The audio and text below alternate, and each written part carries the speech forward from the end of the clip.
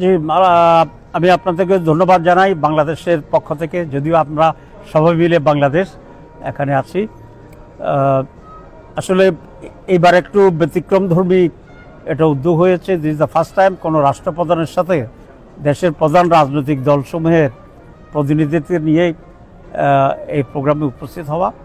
আমরা সমগ্র বাংলাদেশ এখন ঐক্যবদ্ধ আছি, এটাই এই সফরের একটা মূল উদ্দেশ্য, টু এক্সপ্রেস এবং শো আমরা সেখানে আসছি। আমি অবশ্য ব্যক্তিগতভাবে জাতিসংঘের আরও অন্যান্য প্রোগ্রামে এসেছিলাম যখন আমি একটা আন্তর্জাতিক সংস্থার প্রধান ছিলাম, ওয়ার্ল্ড কমিটির, এবং আমার অ্যাক্টিভিটেশন কার্ডও আছে। তখন আমরা জেনারেল অ্যাসেম্বলিতে I was a member to participate, এবং সেটা আমি অনেকবারই করেছি। তবে রাষ্ট্রের পক্ষ থেকে রাষ্ট্রপ্রধানের সাথে সঙ্গী হয়ে প্রতিনিধিত্বমূলক এই প্রোগ্রামে এটাই আমার প্রথম। সেই জন্য আমি আনন্দিত এবং আল্লাহর শুকরিয়া আদায় করছি।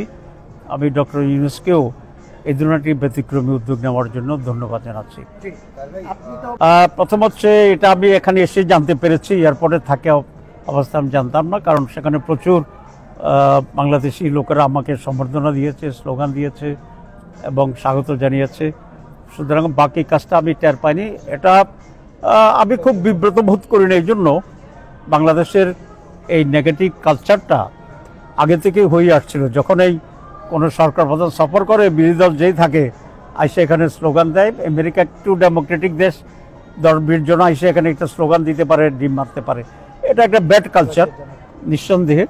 তবে এটা খুব ব্যতিক্রমধর্মী, এমন কোনো মানে হতাশ হওয়ার মতো বা খুব উদ্বিগ্ন হওয়ার মতো কোনো ঘটনা নয়, কারণ 10 জন আইসেও একটা ডিম মেরা দিতে পারে। তবে বাংলাদেশের জন্য এটা লজ্জাজনক, এই কালচারটা খুবই নেগেটিভ, এটার অবসান হওয়া উচিত। এখানে যারা করেছে তারাই অপমানিত হয়েছে, যারা করেছে তারাই কন্ডেমড হয়েছে, তারাই বাংলাদেশকে অসম্মানিত করেছে। কারণ যে কোনো একজন লোক বিদেশ থেকে আসবে, একজন লোক পাশে দাঁড়িয়ে ডিম একটা মারবে, এটা যার উপর মারছে তার এখানে কোনো দায়িত্ব নাই, এবং সে অপমানিত হওয়ারও কিছু আমি মনে করি না।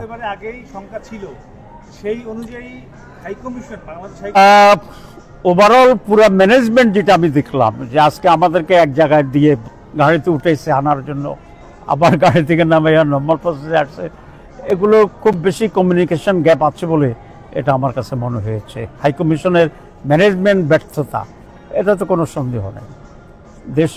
তাদের উচিত ছিল এর আগে আরও অনেক প্রিকশন নেওয়া। এবং এখানে আমরা 2টা বড় দলের প্রতিনিধি আসছি, এনসিপি সহ।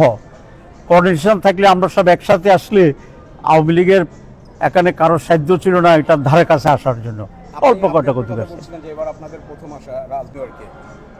আমাদের দলীয়ভাবে কিছু কর্মসূচি থাকবে, যারা আমাদের আছে তারাদের সাথে আমরা মত বিনিময় করব, এবং সব বাংলাদেশিদেরকে নিয়েই এখানে একটা প্রোগ্রাম হবে দলমতের বাইরে, এবং 14 জন প্রবাসী যারা আছে তাদের নিয়ে হবে।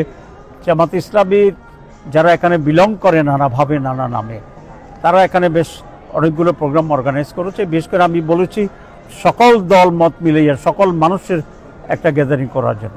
তা আমরা আশা করি সেটাও তারা করবে।